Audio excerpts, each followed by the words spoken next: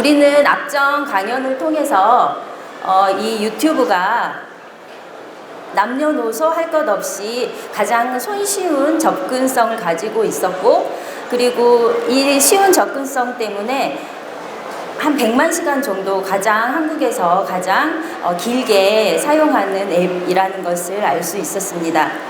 그리고 그 중에서도 우리 아이들이 가장 많은 소비 계층을 형성하고 있었고, 물론 이제 시니어들도 많이 유튜브 세대로 유입이 되고 있지만, 저희가 이제 포커스를 맞춰서 이야기하고 싶은 부분은 이 아이들을 위한 유튜브 리터러시가 어떻게 진행이 되어야 할 것인지에 대해서 얘기를 해보려고 합니다.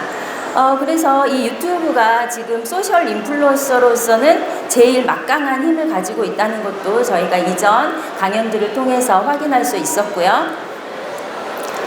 그래서 우리가 이 아이들이 이렇게 많은 시간 유튜브를 활용을 하는데, 그러면 어떻게 이 아이들을 위한 좋은 환경을 제공을 해줄 것인가, 이런 것들이 우리가 이제 앞으로 해결해 나가야 할 문제였고, 지금 현재 가지고 있는 가장 큰 문제점은 이 자동 추천 영상 그 알고리즘하고, 그 다음에 이 유튜브가 담고 있는 부적절한 그런 콘텐츠들이라고 우리는 지금까지 이제 그 내용들을 확인하는 단계였습니다.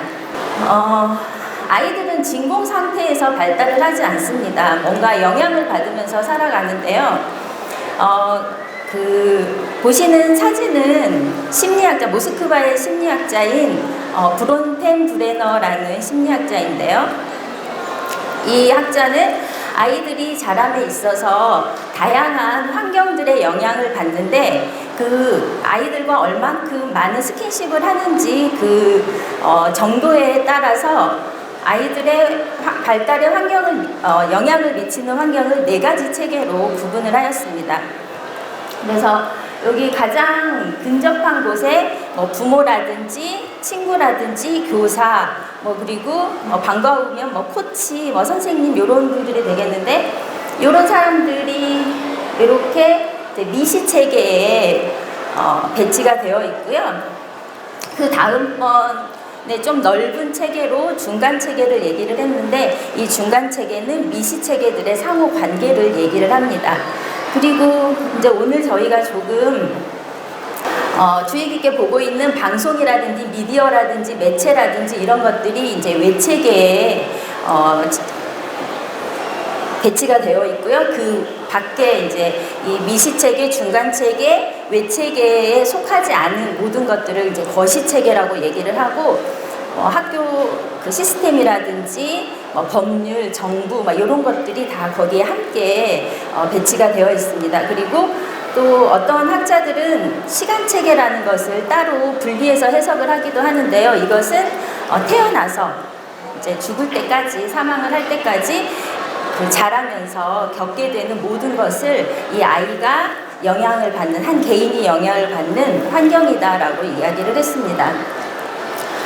그런데 제가 유아교육을 전공을 하면서 되게 많이 본 도표인데, 이 유튜브 리터러시에 관해서 이렇게 좀 공부를 하면서, 이제는 지금 이 학자가 얘기했던 외체계에 있던 이 방송 매체라든지 방송 매체를 담는 어떤 컨텐츠를 담는 매체라든지 이런 것들이 좀 더 아이들 가까운 곳으로 전진 배치되어야 하지 않나, 이런 생각을 해보았습니다. 왜냐하면 오늘 지금까지 저희가 오전, 그 다음에 이전에 오세경 교수께서 발표해 주셨던, 강연해 주셨던 그런 내용들을 살펴보면 유튜브라는 미디어가 우리 아이들의 발달에 지금 지대한 영향을 미치고 있는 현실이니까요. 그렇다면 어느 정도 이렇게 밀접한 관계를 맺고 있는지 다음 영상을 한번 보시겠습니다.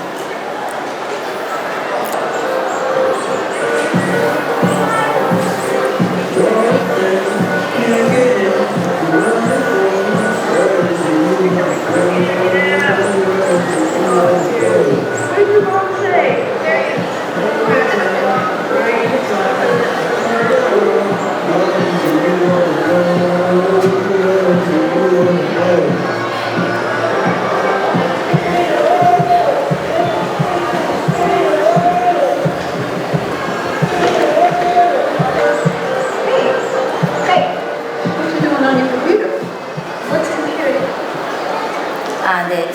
제가 상표를 가리려고 애를 썼는데 살짝 상표가 나왔죠. 이 동영상을 보면 한 학생이 어린이가 나옵니다. 이 어린이가 아침에 이제 집을 나서면서 어떤 디바이스를 하나 챙겨가지고 나가는데요. 그걸 가지고 혹시 무엇을 했는지 혹시 기억을 하시나요?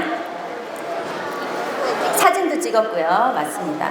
또 뭐 책도 본 것 같아요. 그죠? 옆에 버스에서 옆에 아저씨는 뭘 들고 계셨나요? 종이책을 들고 계셨어요. 근데 이 아이는 이런 디바이스를 가지고 책을 보고 또 친구가 팔을 다쳤어요. 그랬더니 그걸 보여줘, 쇼미! 막 이러면서 보여달라고 하고 그걸 사진을 찍어서 거기에다가 또 빨리 나으라고 메시지를 적어서 또 다른 친구한테 보여주고 이런 공유하는 모든 것을 하고 있었고, 또 토스트 가게에 가서 토스트를 사 먹고 뭔가 페이를 지불하는 이런 모든 것을 이 디바이스 하나로 지금 해결을 하고 있는 것입니다. 그리고 이제 다시 집으로 돌아왔죠. 그래서 우리는 집에 가서 집에 돌아오면 이제 숙제나 이런 것들을 무엇을 통해서 하시나요? 하셨었나요, 혹시? 노트북도 하고 뭐 컴퓨터도 하지만 다 어디서 하세요? 어디 책상에 앉아서 자리를 잡고 하는데, 이 친구는 뭐 나무 위에도 올라가고 계단에서도 하고 애니웨어 아무 곳에서나 언제든지 할 수 있는 이런 디바이스를 가지고 하루 일상을 보냅니다. 그래서 이제는 컴퓨터라는 어떤 디바이스 이런 것들이 우리가 못하는 어떤 특별한 것을 대신해주는 이런 특별한 기계가 아니라 생활 필수품이 되어가고 있는 그 시점에 저희가 놓여 있고요. 그리고 또 이제 이전 강연에서도 계속 디지털 이미그런트, 디지털 네이티브 이런 용어들이 나왔었는데, 그래서 이제 뒤뜰에 이렇게 엎드려가지고 막 이렇게 뭘 하니까 옆집에 저희 세대인 것 같아요. 초등학교가 아닌 국민학교를 나온 세대 아주머니, 그 정도 같은 세대인 것 같은데, 그 아주머니가 와서 뭐라고 물어보시죠? 너 컴퓨터로 뭐 하니? 하니까 이 아이가 컴퓨터가 뭐예요? 라고 물어보고 있어요. 그래서 더 이상 컴퓨터는 정말 특별한 것이 아니고 이 아이의 어떤 생활 필수품이 되었다라는 그런 아주 단적인 메타포화를 보여주는 그런 동영상 같습니다. 그래서 이런 아이들이 자라면 이런 강의실의 모습을 볼 수 있을 것이고요. 이보다 좀 더 이후 세대를 우리는 이제 뭐 새로운 종족이다, 그래서 뭐 유튜브 네이티브다, 이런 얘기들을 많이 하고 있습니다. 그렇다면 이 아이들이 살아가는 세상은 어떤 세상일까요? 저희가 요새 제일 많이 듣는 단어인 것 같기도 합니다. 4차 산업혁명 시대 맞습니다. 이 아이들이 살아갈 시대는 4차 산업혁명 시대인데요. 이 4차 산업혁명 시대를 대표하는 단어들이 몇 개가 있습니다. 그게 혹시 무엇인지 같이 생각해 보실까요? 그렇죠. AI, 인공지능, IoT, 그리고 클라우드. 이런 것들은 다 보이지 않는 것들인데 거대한 관계망을 형성하고 있는 특성을 가지고 있는데, 이것이 가능하게 하는 것이 바로 컴퓨터. 우리가 이제 뭐 다른 태블릿 PC라든지 스마트폰이라든지 이런 다른 버전들이 나와 있지만 어쨌건 이것을 가능하게 하는 디바이스는 컴퓨터와 스마트폰이기 때문에 가능한 것이라고 합니다. 그래서 이런 것들을 가지고 아이들이 생활을 하는데, 그러면 도대체 아이들이 언제 어떻게 처음 스마트 미디어 내지는 디바이스를 접하게 되는 걸까요? 제가 이 말씀을 드리기 전에, 그림을 보여드리기 전에 질문을 했어야 되는데, 이렇게 보시면 2013년 한 연구에 따르면 아이들이 뭐 자이든 타이든 간에 처음으로 디바이스를 접하는 시기는 생후 6개월, 이제 에버리지기는 하지만 생후 6개월이라고 합니다. 그렇다면 지금 이 아이가 너무 이제 저희가 재밌기도 하고 걱정스럽기도 한 이런 이제 이미지이긴 한데, 이 아이가 처음으로 이렇게 구동하는 그런 어플리케이션은 또 어떤 거가 있을까요? 자, 우리 모두 짠 것처럼 대답해 주세요. 그렇죠. 네, 유튜브라고 대답을 너무 잘해 주셨는데요. 맞습니다. 유튜브일 것 같습니다.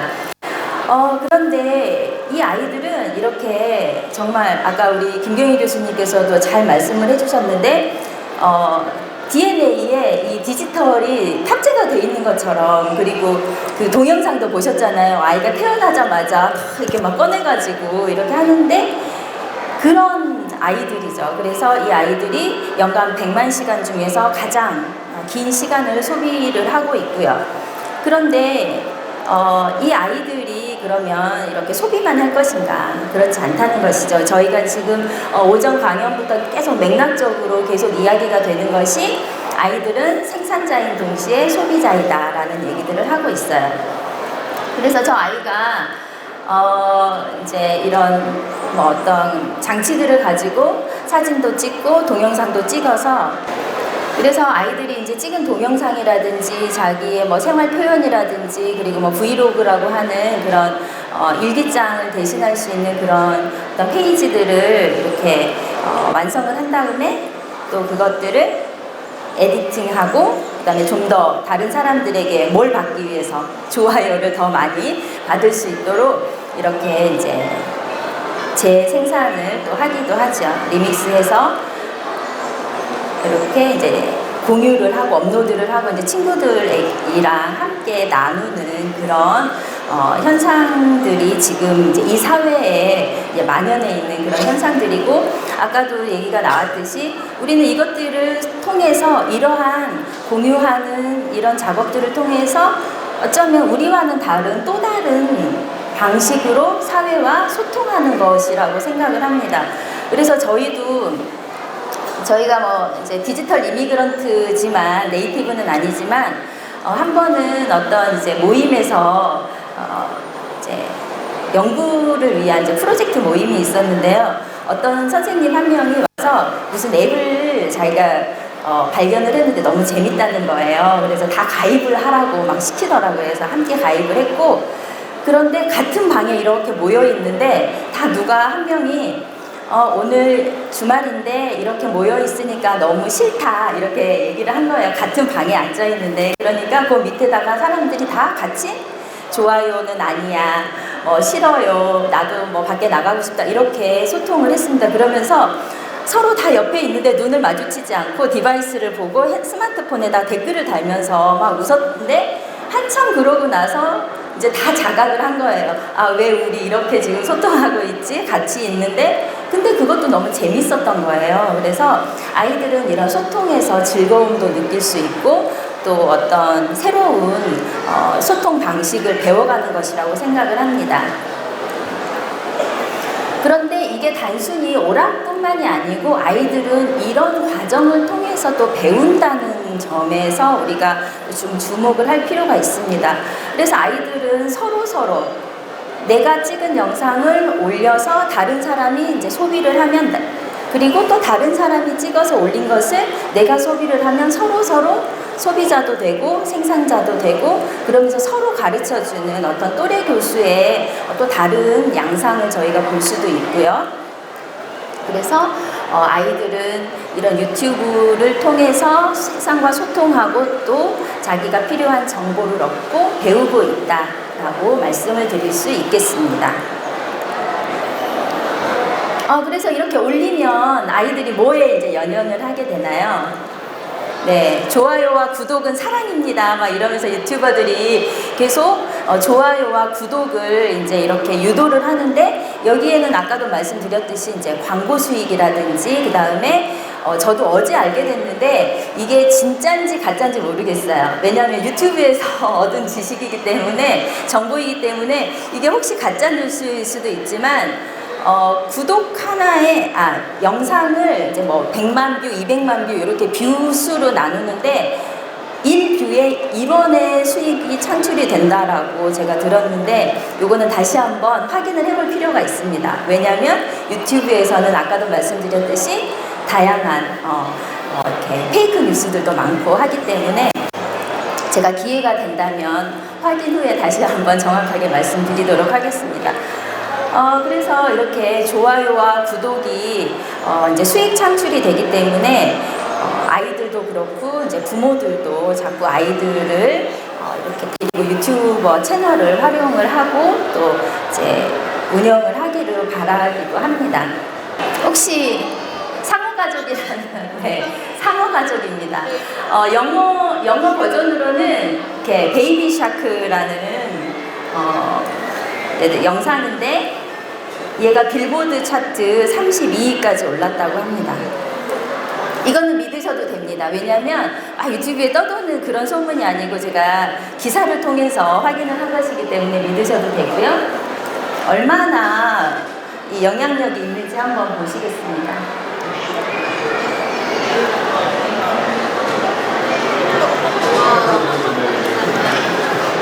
같이 한번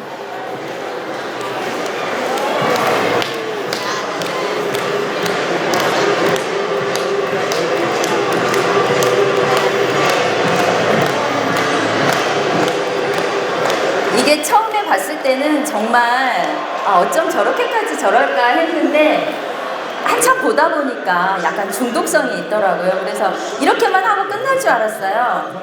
그랬더니 이 경기가 시작할 때부터 끝날 때까지 계속 제가 2분을 보여드리고 싶어서 영상을 계속 전광판에는 이제 또 이 선수가 직접 이런 퍼포먼스 하는 것들을 팬서비스 차원에서 같이 이렇게 할 수 있었고요. 정말 어떻게 보면 약간 광적인 그런 퍼포먼스라고 생각이 들고, 저희는 한번 이런 경험을 한 적이 있죠. 2002년도에 한국, 일본 같이 이제 그 월드컵을 할 때 자동적으로 대한민국 하면 뭐 이렇게 짝짝짝짝짝 이렇게 했던 것처럼 그런 경험이 있는데 그 이후로 제가 처음 본 것 같습니다.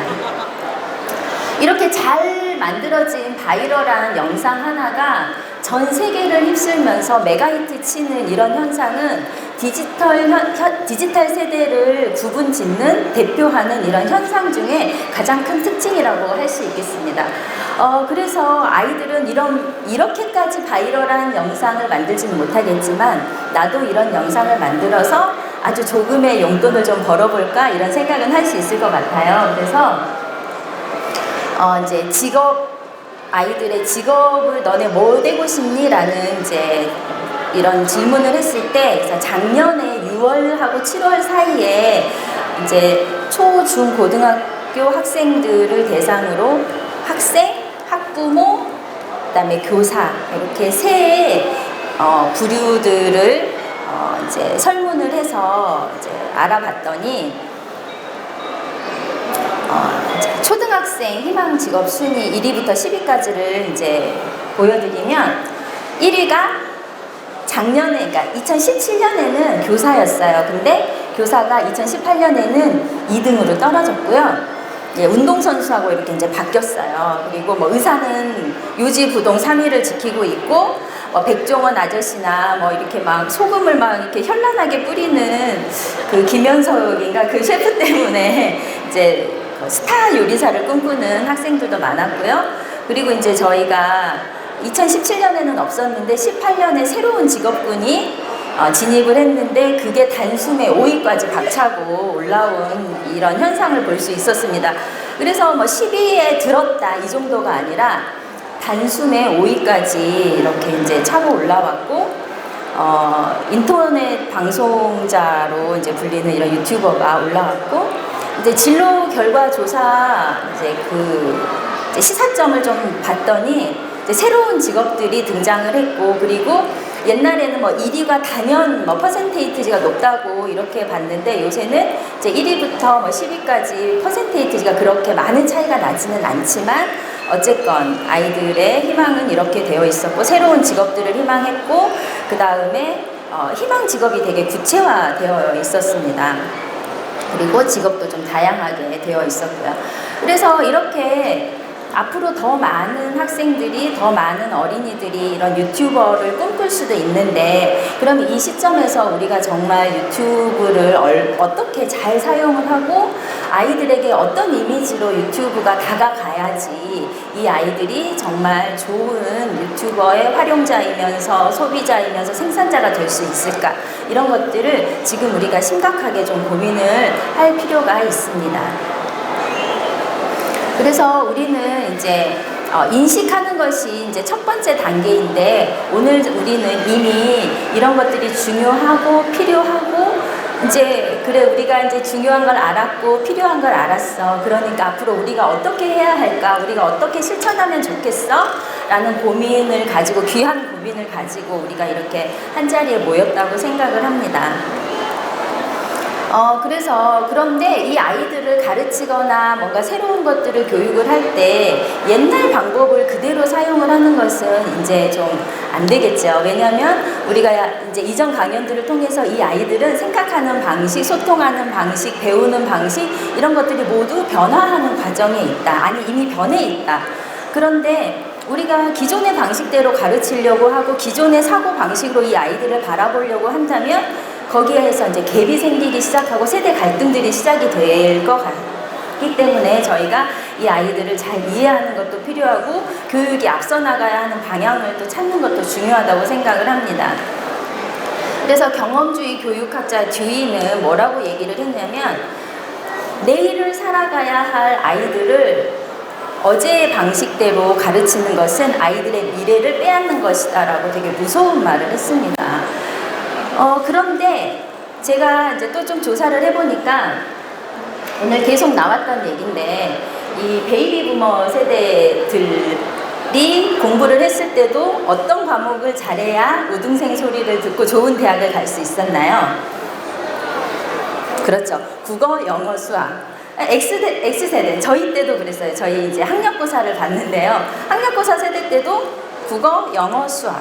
지금 혹시 부모님들이 많이 와 계신 것 같은데, 지금 내 아이가 어떤 과목을 제일 잘했으면 좋으시겠어요? 국어, 수학. 이제 국어라고 말씀은 잘 안 하시더라고요. 독서를 잘했으면 좋겠다라고 말씀을 하시고, 그다음에 수학은 기초가 튼튼해야 되니까 해야 하고, 이제 글로벌한 시대에 그래도 영어는 좀 해야지라고 이 세 가지를 말씀을 하고 있어요. 시대는 너무 많이 변했는데 우리가 지금 가치롭게 생각하는 것들은 그렇게 많이 변하지 않고 있다는 것이 이 교육 현실입니다. 그래서 조금 변해야 할 필요도 있고요. 그래서 이런 현상에 대해서 교육학에서는 뭐라고 얘기를 하냐면, 20세기의 교사가 19세기 교실 안에서 21세기 아이들을 가르치고 있다라는 얘기들을 합니다. 그래서 저희한테 좀 깨우쳐라, 이런 메시지를 주는 그런 얘기 같은데요. 우리는 이렇게 좀 변해야 하고 미래에 살아갈 아이들을 가르쳐야 하기 때문에 교육이 먼저 좀 변화하고 교육이 이 시대를 선도할 수 있어야 하는데, 그렇지 못하고 이 시대는 너무너무 빨리 변하고 있는데 교육이 거기에 막 이제 이렇게 목매듯이 따라가는 그런 현상이 있어서 좀 반성도 되면서, 하지만 우리가 이런 현상들을 극복하는데 함께 힘을 합쳐야 한다는 그런 생각들을 좀 해봤습니다. 그래서 이게 이제 이렇게까지 오래전에 저희가 태어나진 않았지만 초창기 자동차가 이렇게 멋진 자동차로 진화를 하고, 또 전화기도 중간중간 여러 단계를 거쳤겠지만 전화기도 이제 정말 이런 시대가 왔는데, 아까도 보셨지만 교실은 거의 변화가 없습니다. 이제 물론 요즘에는 스마트 혁신학교라든지 시범학교라든지 이런 학교들이 운영이 되고 있지만, 그래도 여전히 대부분의 학교는 선생님이 앞에 이렇게 있고 아이들은 선생님을 바라보고 있고, 조변 활동을 하지만 그래도 선생님을 바라보고 있고, 칠판이 우리가 이제 손으로 판서하던 그런 칠판이 전자칠판으로 바뀌었고, 가끔은 이제 PPT라든지 이런 매체들을 사용을 하기는 하지만 그래도 여전히 교육하는 방식이라든지 이런 것들이 많이 변화하지 않고 있습니다. 그 원인은 가르치는 선생님들의 사고가 아직도 많이 변화하고 있지 않기 때문이라고 저는 생각을 합니다. 그래서 가르치는 사람은 디지털 이미그런트이고 배우는 학생은 디지털 네이티브인데, 이 사이에 여러 가지 것들이 바뀌고 변화했는데 우리가 그것을 이해하지 못하고 가르친다면 분명히 점점 더 갭은 커질 것이고 이제 정말 저희가 손 쓸 수 없을 만큼 어떤 사회적인 문제들이 발생할 수도 있을 것입니다. 그래서 요즘은 이제 아이들이 어떻게 배우느냐, 무엇을 가지고 배우느냐 하고 봤더니 유튜브가 단연 1위로 올라와져 있고, 이 다음 페이지를 보시면 전문가들도, 그러니까 유튜브에 허접한 영상들이 올라오는 게 아니에요. 이게 전문가들도 다 자기 채널을 운영을 하면서 자기가 가지고 있는 전문 지식을 함께 공유하고 있습니다.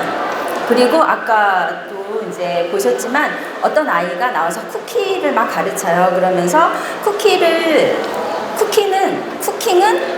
모두 다 화학이다. 왜냐하면 거기에 재료들이 서로 반응하고 이런 것들이 다 화학이기 때문에, 그래서 화학을 잘 이해하면 쿠킹을 더 잘할 수 있고, 쿠키를 더 잘 만들면 화학을 더 잘 이해할 수 있다. 이런 얘기들을 하고 있습니다.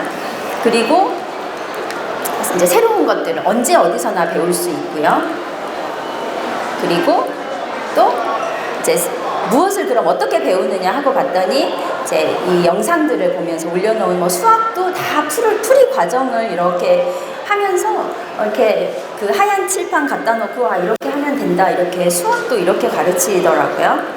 그리고 그러니까 엄청난 대량의 영상들이 올라와져 있고, 근데 이게 아까도 말씀드렸듯이 전문가들이 올려놓은 영상들도 많기 때문에 우리가 언제 어디서든지, 그리고 내가 원하는 시간에, 내 시간에 맞추어서 영상들을 보면서 어떻게 할 수 있을까요? 새로운 것을 배울 수 있고, 언제 어디서나 매일 새로운 것을 배울 수 있는 그런 세대에서 우리는 살고 있습니다. 그래서 유튜브는 어떤 엔터테인먼트, 오락성을 뛰어넘어서 더 많은 컨텐츠들을 담고 있는, 어쩌면 배움의 리소스 풀이라고 할 수가 있겠네요.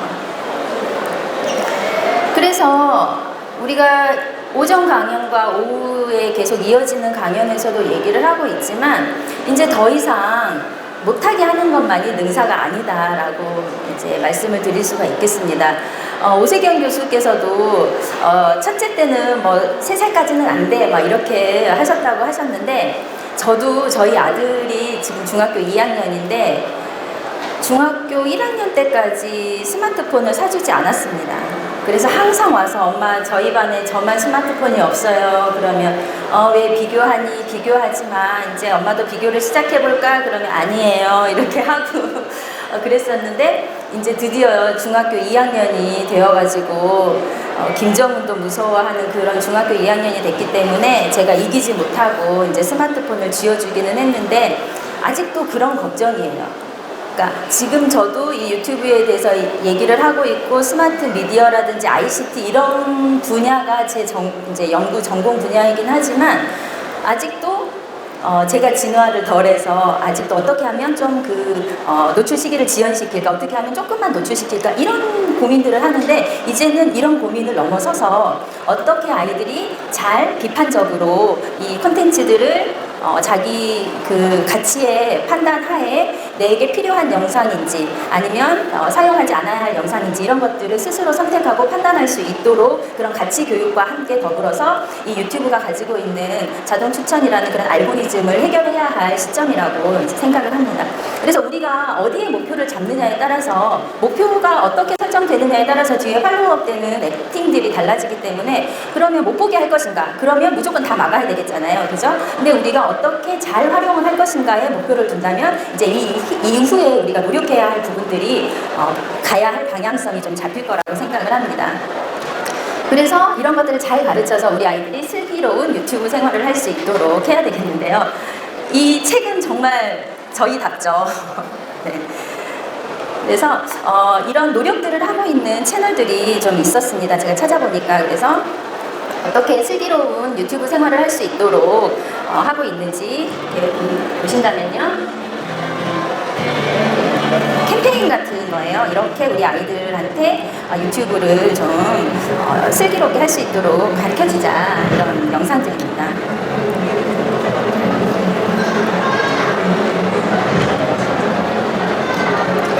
그래서 아이들이 대부분 대부분 시청하는 것이 뭐 다른 아이가 왕구를 가지고 노는 거 뭐 이런 것들을 많이 보는데,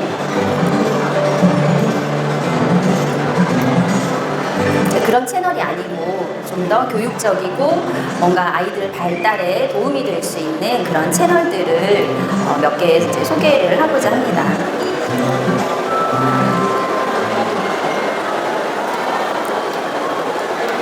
그리고 이제 이거는 아까 그 이전 채널은 이제 키즈에드 TV라고 아이들 전용 채널이고요. 교육적인 컨텐츠들이 들어있는 컨텐츠인데 요 다음에 조금 더 자세하게 말씀을 드리고요.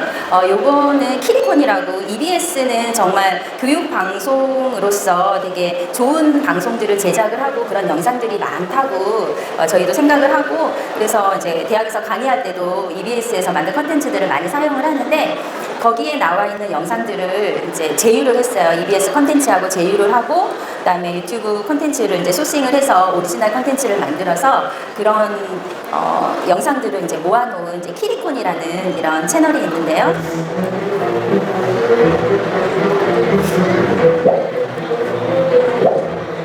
아이들은 흡수를 잘해서 그런지 안 좋은 영상을 보고 따라하거든요.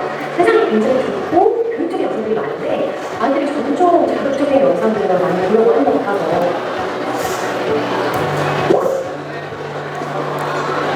이렇게 교육 영상 분석법은 아이 발달에 맞게 추천하는 알고리즘을 만들고 계속 학습시켜서 인식을 개발했어요. 영상뿐만이 아니라 책, 그리고 체험 장소, 이런 모든 교육 콘텐츠들을 세계적으로 연결해서 아이들이 재미있게 배울 수 있는 환경을 만들려고 합니다.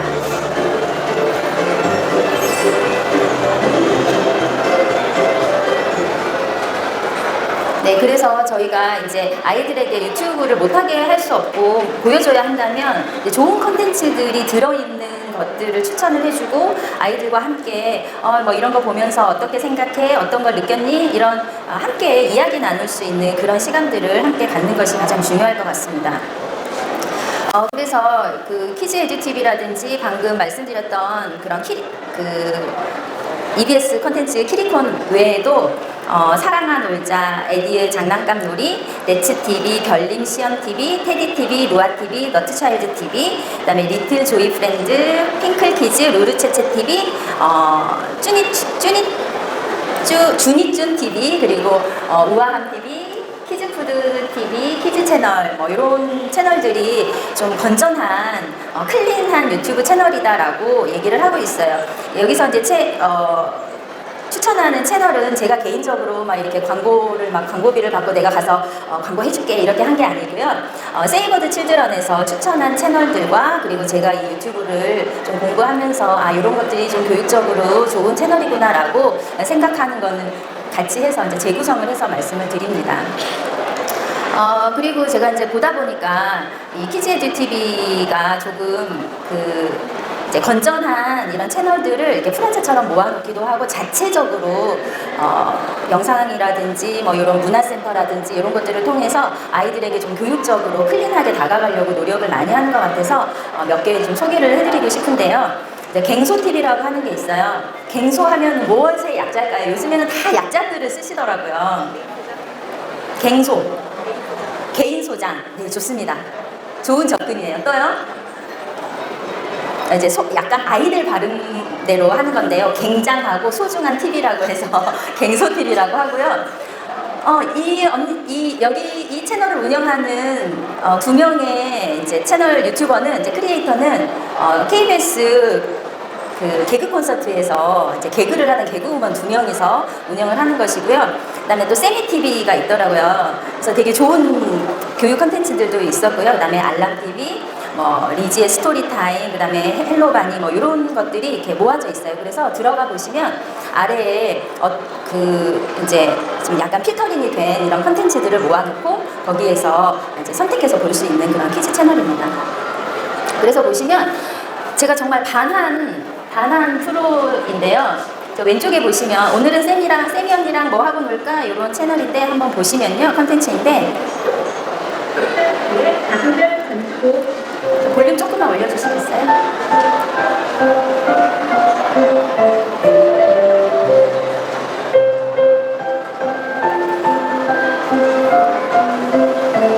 이렇게 이제 작은 별 변주곡을 들려주지 않고 이렇게 또 뭔가 가지고 노는 이런. 모차르트의 작은 별 건축곡이야. 모차르트는 어떤 사람일까? 모차르트 어서와 우리 친구들한테. 그래서 이 음악을 작곡한 사람을 또 이렇게 소환해 옵니다. 나는 오스트리아의 작곡가 모차르트라고 해. 안녕, 난 쌤이야. 별 건축곡을 알고 있니? 작은 별은 아는데 무슨 곡이었어? 작은 별 건축곡은 프랑스에서 여행할 때 들었던 프랑스 민요를 주제로 작곡합니다. 우리 다 같이 반짝반짝 작은 별 건축곡을 들어볼까요? 그럼 쌤이 언니가 먼저 작은 별 건축곡을 연주해보도록 할게.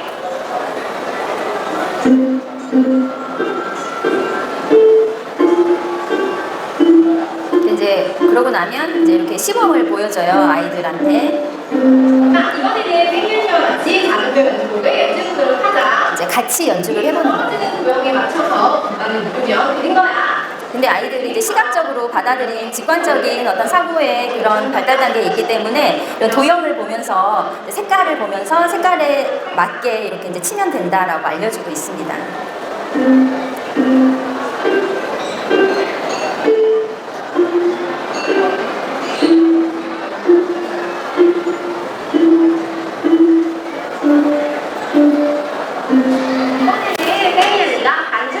그 다음 번에는 이제 합주를 하는 거예요. 반주를 맞춰서 연주해보도록 하자. 그래서 이제 영상을 보던 아이는 작은 별 변주곡을 치고 이 세미 언니는 뒤에 반주를 이제 해주어서 공간은 다르게 있지만 합주하는 이런 경험을 할 수 있는 컨텐츠입니다.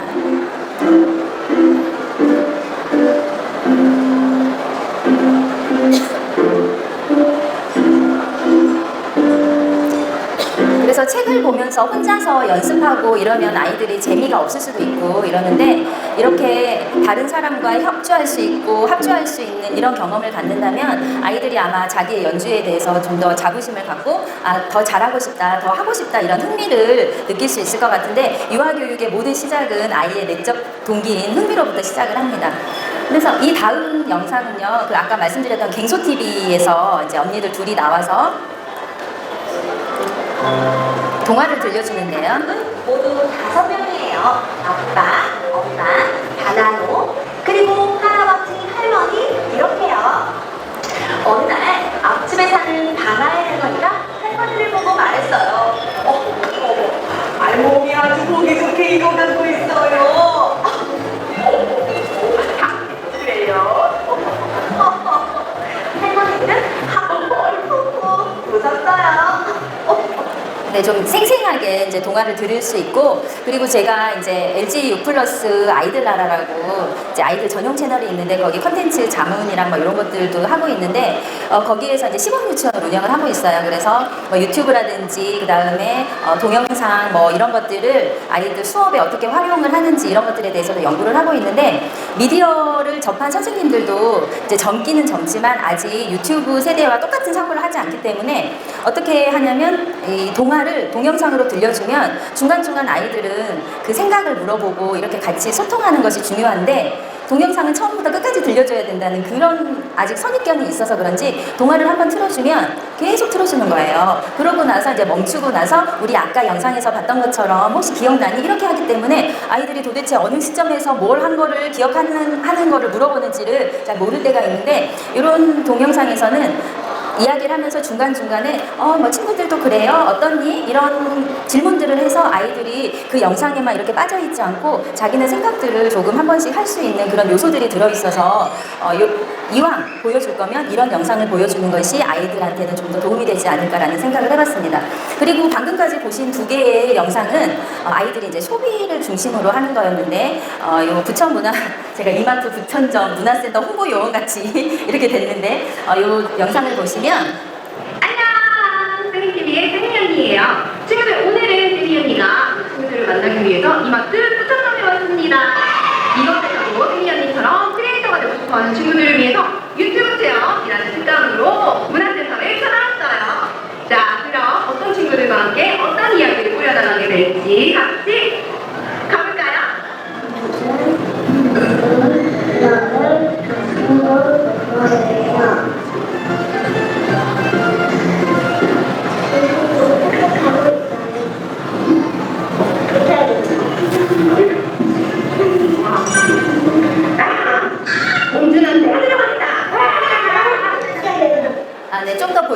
싶지만 좀 더 보여드리고 싶지만 시간이 좀 촉박한 관계로 여기까지만 보시고 좀 관심이 있으신 분들은 댁에 돌아가셔서 한번 찾아보시면 될 것 같습니다.